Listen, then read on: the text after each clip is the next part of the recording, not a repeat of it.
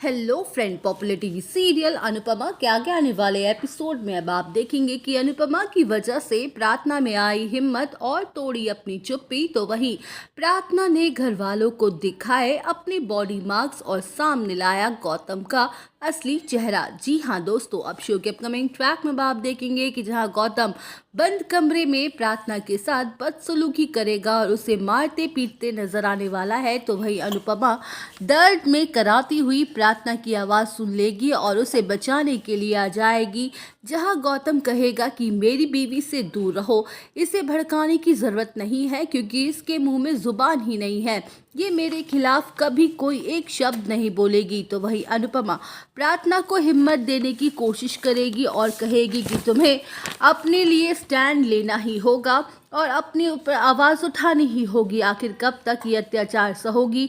अगर तुम ऐसे ही चुप रही तो इसकी हिम्मत ऐसे ही बढ़ती रहेगी और भगवान न करे कल को तुम्हारे साथ कुछ गलत हो जाए। इसलिए बेटा डरो नहीं और मेरे साथ बाहर चलो और इस दरिंदे की सारी असलियत अपने पिता को बताओ। वेल, शो के अपकमिंग ट्रैक में अब आप देखेंगे कि जहां अनुपमा गौतम को घसीटते हुए सबके सामने बाहर ले आएगी, तो वहीं पराग गुस्से में अनुपमा पर चिल्लाते हुए कहेगा कि ये क्या बदतमीजी है। जहां अनुपमा कहेगी कि जब बात नारी के सम्मान की आती है तब ऐसी बदतमीजी करनी ही होती है, लेकिन अब मैं और चुप नहीं बैठूंगी, फिर चाहे मेरी बेटी की शादी हो या ना हो, पर मैं किसी भी लड़की के साथ ऐसा अन्याय होते हुए नहीं देख सकती। तो वहीं पराग प्रार्थना से सच्चाई बोलने के लिए कहेगा और साथ के साथ अनुपमा को भी वार्निंग देगा कि अगर ये बात झूठी निकली तो राही इस घर की बहू कभी नहीं बन पाएगी। वेल, शो के अपकमिंग ट्रैक में आप देखेंगे कि जहां गौतम कहेगा कि अनुपमा जी झूठ बोल रही हैं, मैंने ऐसा कुछ नहीं किया है। प्रार्थना तुम बताओ ना सबको आखिर सच क्या है।